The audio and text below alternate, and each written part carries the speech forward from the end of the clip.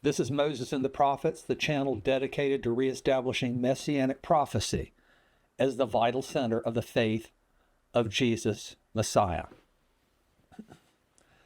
There's a thought experiment that modern Christian apologetics has never run on itself. Suppose Jesus had performed different miracles, not lesser miracles, greater ones. Ones with more obvious stopping power. Ones that no historian 2,000 years later could explain away with a theory about grief and cognitive dissonance. He's standing on the shore of the Sea of Galilee. He speaks, and the entire sea divides. Walls of water on either side. The seabed exposed for miles. Not 100 witnesses, thousands. Every village on that shoreline watching. A visible act of power that dwarfs anything in the gospel record. Or how about this? He stands in Jerusalem at the height of Passover. He raises his hand and the sun stops in the sky for 3 hours. Not a metaphor, not an eclipse, an actual arrested solar motion, visible across the entire eastern Mediterranean.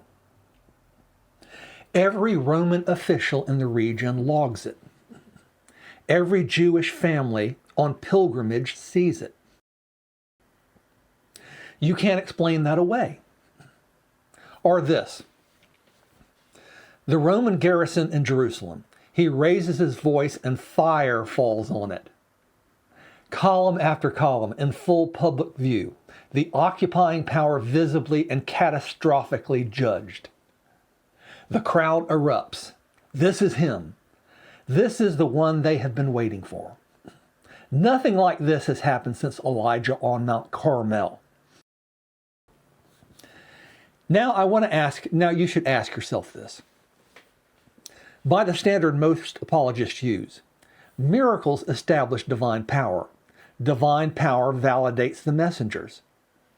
When any of those have been worse evidence, by that logic, they would have been better, more witnesses, less ambiguity, a stronger case in the seminar room for sure. But Jesus performed none of them. He did not divide a sea. He did not arrest the sun. He did not call fire on the garrison. And the reason is not that he lacked the power. The reason cuts far deeper than anything modern apologetics has been willing to follow. And it begins with a question about when we are in the story. The Hebrew prophets see two distinct arrivals of Messiah. And for our Jewish friends who deny this, they are being deeply, deeply dishonest. This is not a new invention, but you can find it clearly in the rabbinic writings. This was not always clear to the readers of those prophets. The two pictures sometimes appear in the same passage, superimposed, but they are genuinely distinct events serving genuinely distinct purposes with genuinely different characters. The second advent is the arrival the crowd at Passover wanted. Zechariah 14 describes Yahweh himself going out to fight against the nations. Joel 3 describes the nations being judged in the valley of decision. Isaiah 63 describes the one who treads the winepress alone, whose garments are red with the blood of peoples. Daniel 7 describes one like the Son of Man coming in the clouds of heaven, receiving dominion and glory and a kingdom. This is military, judicial, cosmic, visible, overwhelming. It is the advent of a conqueror. It is the day of the Lord that the prophets announce with awe and with warning. But before that advent, there's another one. And it looks nothing like it. Isaiah 42, he will not cry aloud or lift up his voice, or make it heard in the street. Isaiah 53, despised and rejected, a man of sorrows, acquainted with grief, one from whom men hide their faces. Zechariah 9, your king is coming to you humble and mounted on a donkey, not a war horse, a donkey. The prophet is telling you exactly what kind of arrival this is. It is not the arrival of the conqueror. It is the arrival of the teacher, the shepherd, the one who gathers. Now, why 2 Advents? Why not come in power the first time and be done with it? Because the kingdom that is coming must be populated before it is consummated. The king is not coming to rule over a subject population that was overwhelmed into submission by spectacle. He is coming to call his people, to gather the ones who will constitute his kingdom, who will reign with him, who will be conformed to his image. And that takes time. It takes the quiet, persistent, generation by generation work of the word going out, finding the ones who have ears to hear, drawing them into the recognition that the one who was foretold has arrived and that was announced is true. A kingdom built on coercion of conscience, on a display of power so overwhelming that resistance became psychologically impossible, would not be the kingdom the prophets described. It would be a population of the overawed, subjects by force. The kingdom of Messiah is not that. The people of that kingdom are a particular kind of people. They are people who came to him in the first advent through the contemplative apprehension that the prior prophetic word about him was being fulfilled in front of them, through the recognition that the specific marks of the one who was coming were present in this person, and who received that as the disclosure of Yahweh, not as the conclusion of a probability calculation forced on them by inescapable spectacle. This is why the miracles of the first advent are what they are. Not dramatic enough to compel assent by sheer force, private enough, small enough, embedded enough in the teaching of this particular teacher that the response they called for was a response of apprehension rather than capitulation. Seeing them required something of the observer. It required the prior knowledge of the prophetic word. It required the willingness to look at what was happening and ask, does this correspond to what was written? Does this pattern match the specification? Is this the one? Now, the parted sea, the stopped sun, the fire on the garrison, those are second advent powers. That is what arrives when the gathering is complete, when the kingdom is populated, when the day of patient calling is over and the day of judgment begins. To deploy that kind of sign in the first advent would be to collapse the 2 advents into one. It would be to summon the final day before the people of the final day, before the final day has been called. It would be to judge before the sentence has been announced and the offer of amnesty has gone out. The restraint of the first advent is not a deficiency, it's a mercy. It is the time, the only time there will be, when the word goes out quietly, when the teacher teaches, when the shepherd gathers, when the ones with eyes to see can see, and the ones with ears to hear can hear, when the prior prophetic record is available to anyone willing to read it, and the correspondence between that record and this person is available to anyone willing to look. Now look at how the miracles of the first advent are actually situated in the gospel record. They are almost never mass spectacles. They happen in front of small groups usually. They are embedded in teaching. They are often followed by a charge to say nothing about what just occurred. The so-called messianic secret, which puzzled commentators for 2 centuries before they thought carefully about the 2 Advent architecture. Now, Jesus heals a blind man in John 9 and spends the rest of the chapter in a conversation about seeing and not seeing. He raises Lazarus in John 11, and the primary discourse is about resurrection and the identity of the one who raises. He feeds 5,000, the closest thing in his ministry to a mass spectacle. And when the crowd tries to make him king by force, he withdraws. He refuses the political connotation that the miracle, taken as bare power, would have produced. He gives them instead the discourse on the bread of life, which drives most of them away. This is not an accident. The miracles are being used as a teacher uses an illustration to open a door that the student has to walk through. The event creates the occasion for recognition. But the recognition is not produced by the event alone. The event without the prior prophetic word is just astonishing. The event read through the prior prophetic word is the arrival of what was announced. And the reading is something the person has to do. It cannot be done for them by sheer force of spectacle. Isaiah 35 does not say, the blind will see, and this will prove that a divine person is present. It says this is what the redemption of Yahweh looks like when it arrives in history. The healed blind man is not primarily evidence for theism. He is the resolution of a promise. He is what Isaiah said this moment would look like.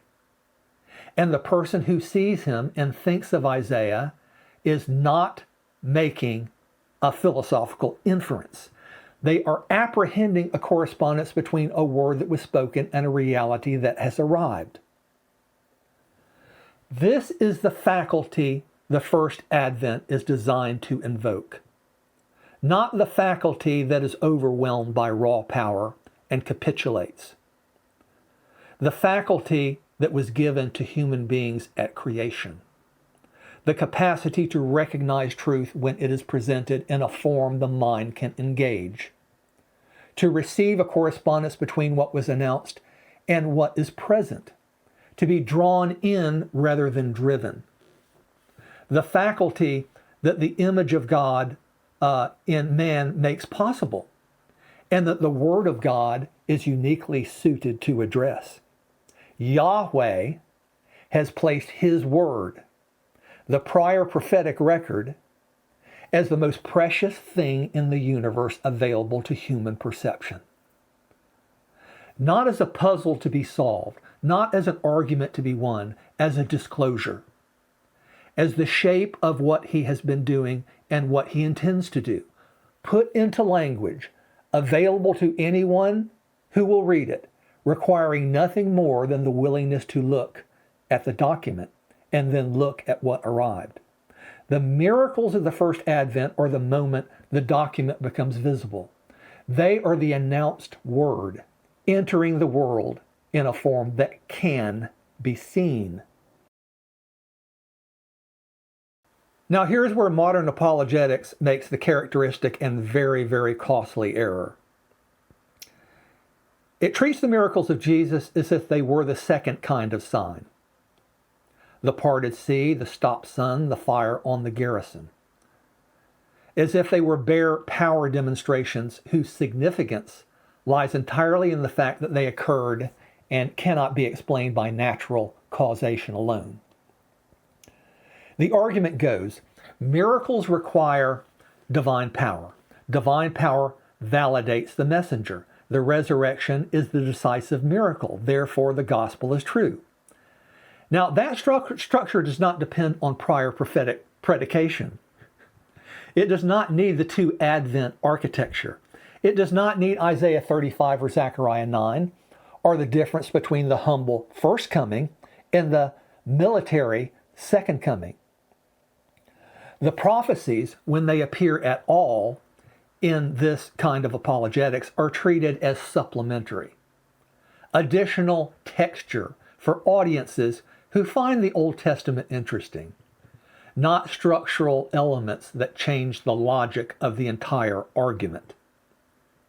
But the argument from bare power is precisely the argument that Jesus refused to make in his first advent. It is the argument the crowd was demanding when they tried to make him king by force after the feeding.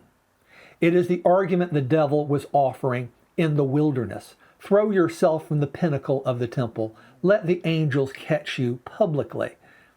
And the case is made. And Jesus declined. Not because the power was not there, but because that kind of sign belongs to a different moment in the story. A moment that had not yet arrived, and whose arrival depends on the first advent completing its work of gathering. The New Testament is acutely aware that signs and wonders and belief based on it is not the same as the recognition that saves. Matthew 7 is sobering. Many will say, Lord, Lord, did we not prophesy in your name, cast out demons, do many mighty works? And the answer is, I never knew you. These people had the works. They had the supernatural events. They were not lacking in miraculous experience. What they lacked was the recognition of who he was. Recognition that requires the prior word alone. Not just the experience of power. John 2 makes the same point. Many believed when they saw the miracles, and Jesus did not entrust himself to them. Miracle alone based belief is not the stable ground the apologetics argument needs. The New Testament itself does not trust it. What modern apologetics has done, in effect, is present what might be called the confident half case. It has established the events occurred. It has argued, often rigorously, for the historicity of the resurrection. And those are very important things. It's half. But look, it has left out the dimension that changes the entire structure of the argument. The prior prophetic word that makes these events non-isolatable. The two Advent architecture that explains why the first Advent is characterized by quiet, private, teaching embedded miracles rather than cosmic spectacle. And the recognition, not inference, the prior word produces in the one who has received it. Now, there's an incident in the New Testament that I often bring up to underline this point that I keep hammering over and over and over and over again that I want to bring up again. And I have to because it's so powerful. We have to sit on these things and think about them for a while and not just pass over and, read Matthew Henry or something and that's good enough for us. No. Let us stop and think about this for a moment. There's a moment in the Gospels where Jesus makes this argument in his own voice, not in a theological discourse, in a direct reply to a direct question from prison. John the Baptist sends his disciples to ask, "Are you the one who is to come, or shall we look for another?" John already knew miracles were happening. His question is not about whether extraordinary events were occurring around Jesus. It is an identification question. Are you the one who is specified? Are you the Messiah? Does what you are doing match what was written about the one who would come? And notice what John is implicitly acknowledging. He is not yet seeing the advent he expected. He was in prison. The Romans were still in power. The fire was not falling. The conqueror had not yet arrived. He is asking whether the quiet, teaching, healing ministry of Jesus is actually the fulfillment, or whether something else, something bigger and more militarily decisive was still coming. Jesus does not answer, I raised Lazarus. I fed 5,000. Examine the historical evidence. He says this: go and tell John what you are hearing and seeing. The blind receive their sight, and the lame walk. Lepers are cleansed, and the deaf hear, and the dead are raised up, and the poor have good news preached to them. He recites the list from Isaiah 35 and Isaiah 61.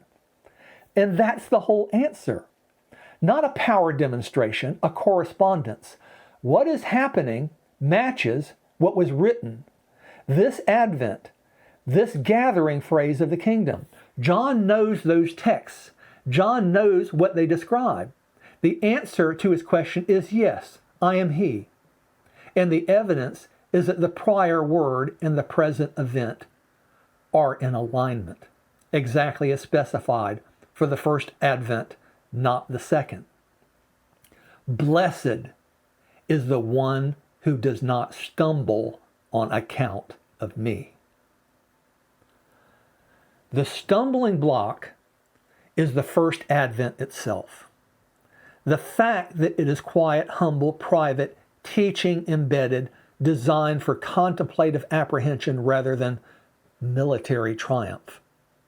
The crowd wanted the second Advent. They wanted the conqueror. John himself, in prison, was asking whether something bigger was still coming. And the answer is yes, but not yet. First the gathering, first the calling, first the word going out in a form that created human faculty can receive and recognize. And blessed is the one who sees that this is not a lesser thing than the second Advent. It is the necessary prior thing, the thing without which the second Advent has no people to reign over. Now let me press on the theological center of this argument because it matters more to the apologetics point. When modern apologetics argues from miracles to God, it is making an inference. Something extraordinary occurred. Extraordinary events require extraordinary causes. The most plausible extraordinary cause is divine power, therefore God. That is a valid inference pattern. It is not a bad argument, but it gives you a God-shaped explanation for an event. It does not give you the God of Israel acting inside the redemptive history of Israel, fulfilling the announced purpose of the God of Israel. The person who sees a blind man receive his sight in Galilee and thinks a supernatural event has occurred, I should update my probability assignment for theism. That person has not yet arrived at what the event is pointing toward. They've made an inference. They have not made a recognition. Recognition is a different kind. It's what happens when someone who knows the prior prophetic word, messianic prophecy, who has read Isaiah 35, who understands what it was announcing, who holds the specification in mind as an actual set of criteria, sees the blind man receive his sight and apprehends that a prior word is resolving itself in front of them. That the God who is speaking through Isaiah is the same God who is acting through this person. That the trajectory of the entire redemptive history of Israel, from the promise in Genesis 3 through Abraham and Isaac and the royal covenant with David in 2 Samuel 7, through the new covenant announced in Jeremiah 31, through the servant of Yahweh in Isaiah 49 and 53, through the shepherd king of Ezekiel 34, has arrived at its announced destination. That's not a stronger inference. It is a different act entirely. It is a backward-reaching one. It takes hold of the whole history of what Yahweh has been saying and doing, and it sees it arriving. And the person who makes that recognition is not receiving evidence for God in the generic sense are theism. They are receiving the disclosure of Yahweh, the God who has been acting all along, whose word has been on the public record for centuries, and who has now sent the one in whom all of it converges. This is why Jesus could say to the Pharisees, if you believed Moses, you would believe me, for he wrote of me. It is why Luke 16 says that if they do not hear Moses and the prophets, they will not be convinced even if someone rises from the dead. The resurrection is not self-interpreting. Even the resurrection, the greatest miracle in the record, floats free without the prior word. Peter at Pentecost does not argue the tomb was empty. Here are the criteria for historical testimony. The resurrection is the best explanation of the available evidence. He opens Psalm 16 and says, David, who wrote this? David died and was buried. David was a prophet, and he knew that God had sworn to him that one of his descendants would sit on his throne, and therefore he was speaking about the resurrection of the Messiah. And we are witnesses that this resurrection occurred. The event is grounded in the prior word. The prior word is what gives the event its meaning. Together they are a demonstration. Separately, the event is just a very astonishing occurrence. Yahweh does not authenticate himself through events. Disconnected from his word, because his identity is not separable from his word. He is not a generic divine power who can be inferred from sufficiently impressive phenomena. He is the God who has been speaking, promising, foretelling, and acting in redemptive history for millennia, and whose self-disclosure arrives not as a sudden interruption from nowhere, but as the fulfillment of everything that was on record. The miracles of the first advent are designed to be received by the faculty that can read and record and see the correspondence. They are not designed to overwhelm that faculty and substitute spectacle for recognition. That faculty, the capacity to receive truth in the form of a correspondence between a prior announced word and a present realized event, is, in a profound sense, the most distinctly human faculty there is. It is the faculty of the creature made in the image of a God who speaks. The God who created human beings as language receivers, as being capable of holding a promise in mind over time and recognizing when it arrives, has arranged his self-disclosure precisely to address that faculty, not to bypass it, not to overwhelm it either, to address it in the quiet, the private, the teaching embedded, the small group miracle that says to the one who has eyes to see, the word that was written is true and is here. Recognize it.